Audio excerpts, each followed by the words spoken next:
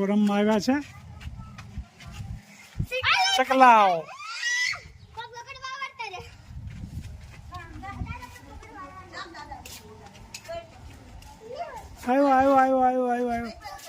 આવ્યો.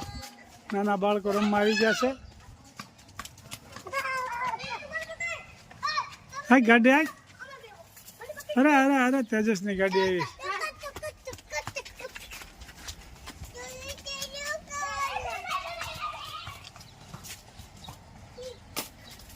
નાના બાળકો રોજ સાંજના રમવા આવે, મજા આવે. અને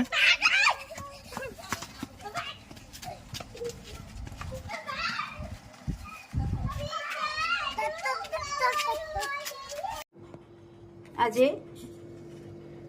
ટીંડોરા બટેટા અને ભીંડાનું શાક. બે શાક છે. ભીંડો થોડોક હતો એટલે ટીંડોરા બટેટા બે શાક કરવાના સાચે. બે શાક કરવાના છે. થોડા શાક અને રોટલી સાથે દહીં.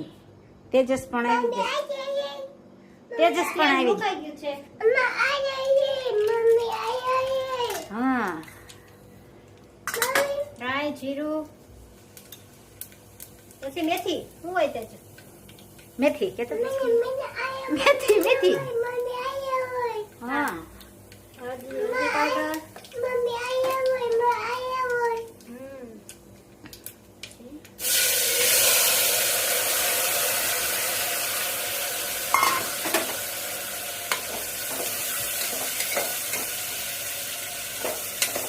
ટીંડોરા બટેકાનો વઘાર. સરસ મજાનો વઘાર થઈ ગયો છે. અહીંયા તેલ મુકાઈ ગયું છે એટલે બે આરે શાક થઈ જાય. પછી રોટલી કરવાની. રોટલી અહીંયા તેલ ગરમ થઈ ગયું છે.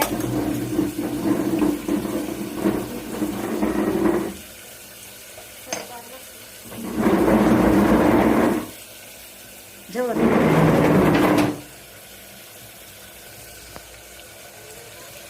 થોડુંક ચડી ગયું છે એટલે આપણે મસાલા નાખીએ. હવે ધાણા જીરું, ચટણી.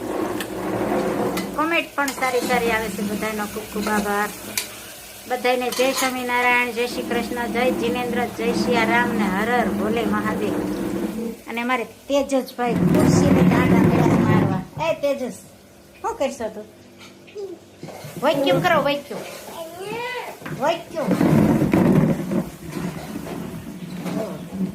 એને ખુરશી મજા આવે. ક્યાં સરસ મજાનો વઘાર થઈ જશે. આપણે કોરું શાક બનાવવું છે એટલે ધીમા તાપે ધીમા ગેસે સડવા દેવા. એક બે સીટી કરશું તો થઈ જાય. હવે ભીંડાનો વઘાર થાય. ભીંડા શાક ભાવતો હોય ભાઈ કોમેન્ટ કરજો. ટીંડોરા બટેકા ભાવતા હોય એ ભાઈ પણ કોમેન્ટ કરજો. હા.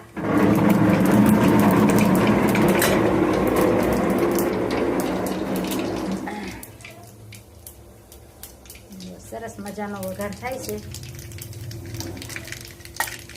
આજે ફોડવાનું શાક છે.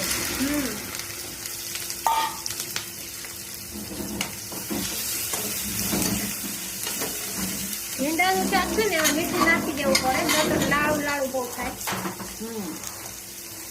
ચડવા નાખીએ ને ત્યારે મીઠું નાખી દેવું.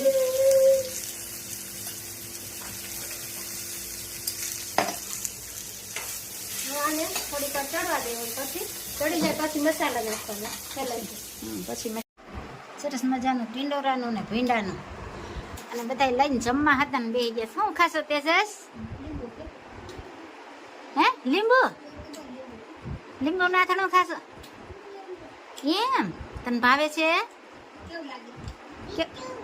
મીઠું ખાટું. સરસ મસ્ત. કેમ છે ભીંડો ને ટીંડોરા? હે તેજસ કેમ બેન? હે મસ્ત. અમારા બા પણ બે ગયા. કેમ છે બા? જય સ્વામી. સારું છે ને? મસ્ત મજાનું જમણવાર ચાલુ થઈ ગયું.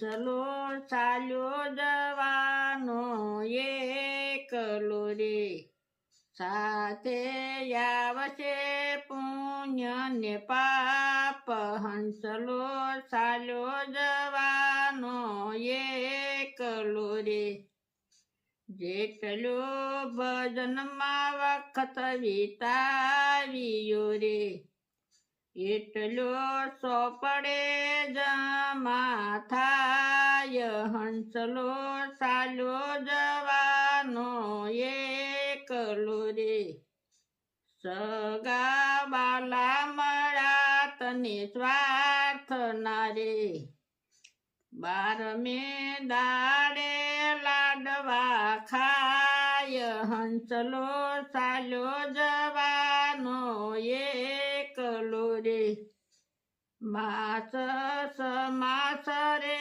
વિતાવ્યા રે વેસણી મિલગત પૂરી થાય હંસલો ચાલ્યો જવાનો એકલો રે ભક્તો પાલગ બન્યા છે તારા પ્રેમ મારે પાલગ પણામાં ગુણ લાગાય હંસલો ચાલ્યો જવાનો એકલો રે જય સ્વામિનારાયણ. જય શ્રી ખૂબ સરસ મજાનું કીર્તન ગાયું. આ શરીરમાં જીવ છે એ હાલ્યો જવાનો છે, પાપ પુણ્ય ભેગા આવશે. એટલે મિત્રો મનુષ્યના અવતારમાં જ આ બધું પાપ પુણ્ય જે કાંઈ થાય છે પણ પુણ્યનું પાતું બાંધી લ્યો તો આ જન્મ મરણના ફેરા ટળી જાય. એક એક કડી જીવનમાં ઉતારવા જેવી છે. ખૂબ સરસ મજાનું કીર્તન ગાયું મારા ભાઈએ. જય સ્વામિનારાયણ. જય સ્વામિનારાયણ.